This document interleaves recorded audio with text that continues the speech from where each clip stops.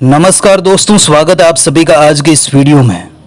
William Shakespeare ने कहा था, कुछ लोग जन्म से महान होते हैं तो कुछ लोग मेहनत और अपनी उपलब्धियों से महानता हासिल करते हैं, परंतु कुछ लोग ऐसे भी होते हैं जिन पर महानता थोप दी जाती है। एक ऐसा ही क्षेत्र धर्म और विज्ञान का है। एक और जहां sir Nikola Tesla, J C Bose, C V Raman, Albert Einstein, madam Marie Curie, Galileo Galilei और सर आइजक न्यूटन जैसे महान वैज्ञानिकों ने इस समाज को, इस मानवता को नए आयाम में पहुंचाया। समाज और मानवता के लिए वो कार्य किया जिसकी कल्पना मानव जाति ने कभी नहीं की थी। तो दूसरी ओर पाखंड ने इस समाज को हमेशा तोड़ने का काम किया।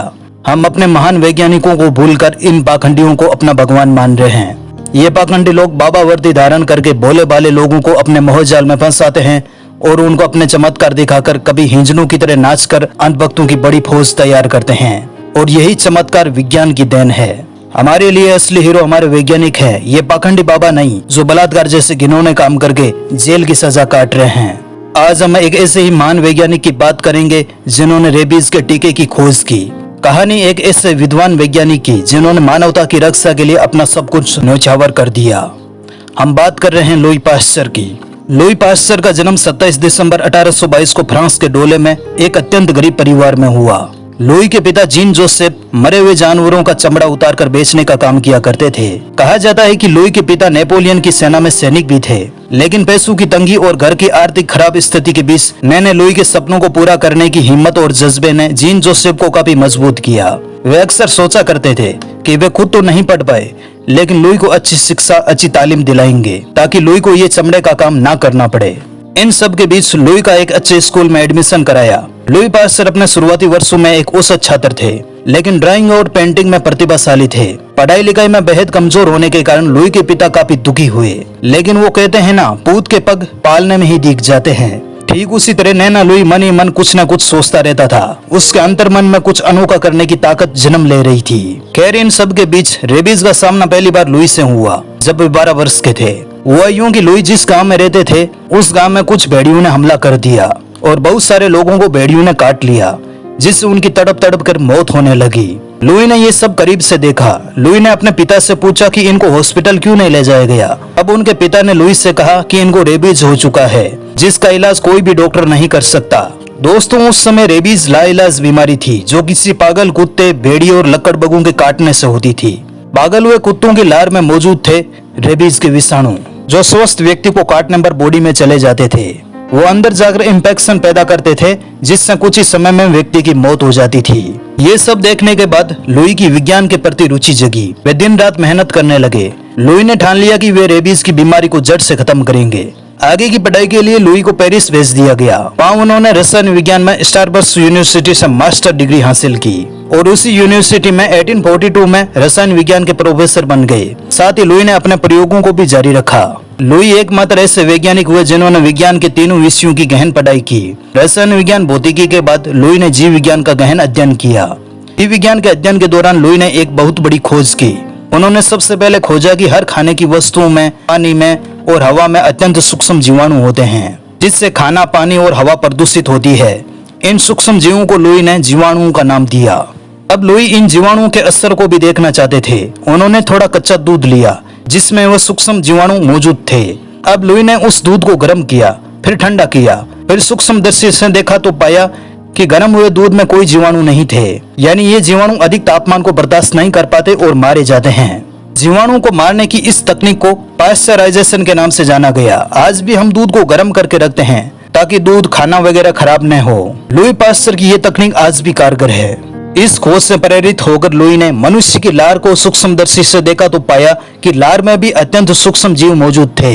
यह देखकर लुई खुशी से उछल पड़े। अब उनको ये पता चल गया था कि हो ना हो, यही सूक्ष्म जीव जिस तरीके से खाने को खराब करते हैं उसी तरीके से मानव शरीर को भी बीमार करते हैं। और निश्चित ही रेबीज के विषाणु मानव शरीर में भी मौजूद है। अब कैसे भी करके इन विषाणुओं की खोज करके उनको खत्म कर देने से रेबीज को भी खत्म किया जा सकता है।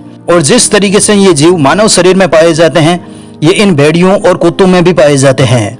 अब वे गांव-गांव जाने लगे और रेबीज के शिकार कुत्तों को पकड़ा और उनके खून के सैंपल को जांचा तो पाया कि उनके रक्त में भी रेबीज के वायरस मौजूद थे।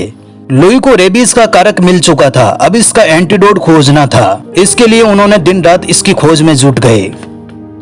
लुई ने अपनी गहन खोज में पाया कि जब कोई बीमार भेड़िया किसी स्वस्थ व्यक्ति को काटता है तो भेड़िए में मौजूद वायरस स्वस्थ व्यक्ति के शरीर में चले जाते हैं, जहां वे रोग प्रतिरोधक क्षमता को चकमा देकर अपना काम करते हैं। लेकिन लुई पास्चर के मन में ये सवाल आता है कि आखिर हमारा बॉडी का इम्यून सिस्टम इस वायरस से क्यों हार जाता है, क्यों नहीं इन वायरस को पहचान पाता।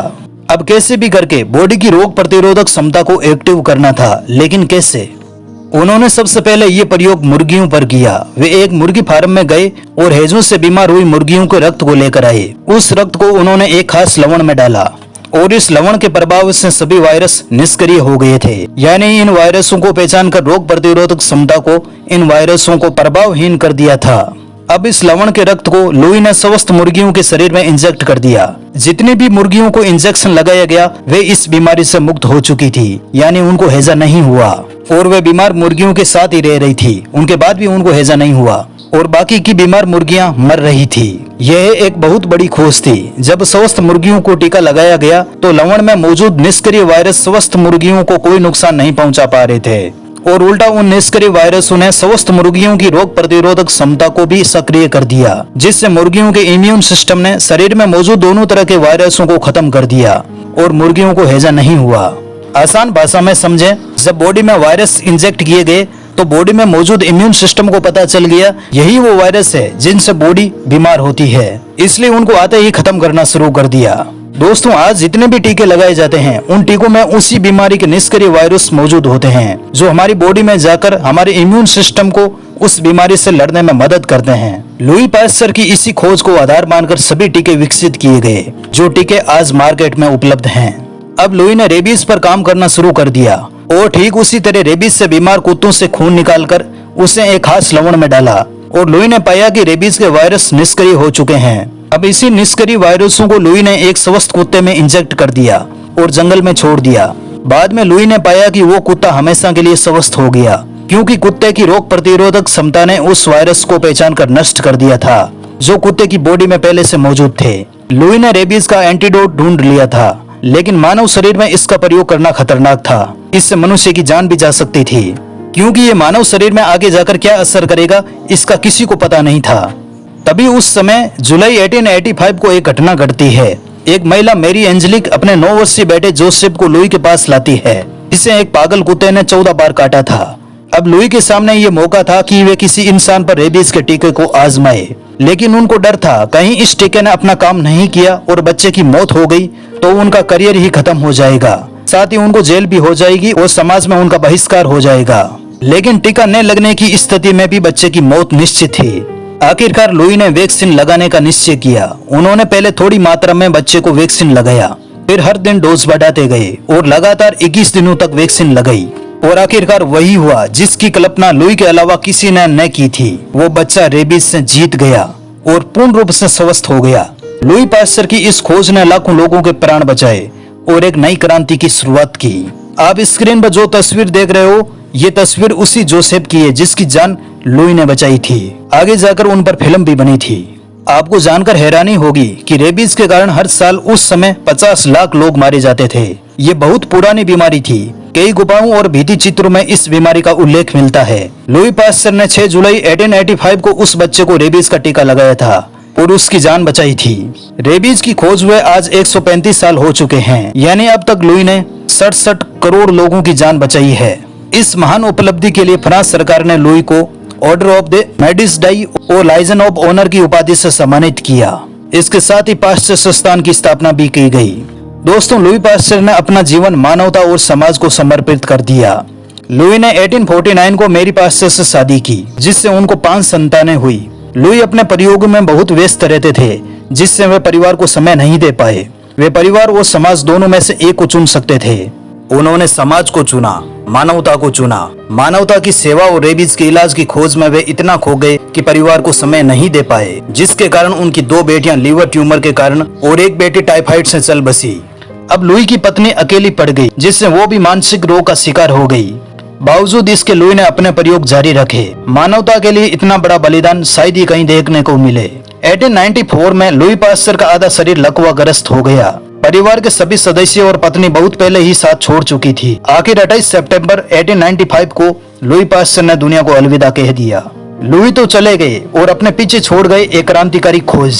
इसी खोज को आधार मानकर आज जितनी भी वैक्सीन हमें लगाई जाती है, उन सब के पीछे लुई की अथक मेहनत छुपी हुई है। आप अपने बच्चों या किसी को भी टीका लगाएं तो एक बार इस महान आत्मा का दिल से धन्यवाद जरूर करें। अब आप ही बताएं, पांडालों में ऊंची कुर्सी पर बैठे ये पाखंडी बाबा बड़े हैं या लुई जैसे महान वैज्ञानिक? ये पाखंडी बाबा अपने आप को भगवान मानते हैं और लोग मूर्खों की तरह इनकी पूजा करते हैं, इनकी बेबुनियादी बातों को मानते हैं। आखिरी में मैं इतना ही कहना चाहूंगा कि समाज के लिए इतनी बड़ी खोज करने वाले इस महान आत्मा को मेरा कोटिस नमन।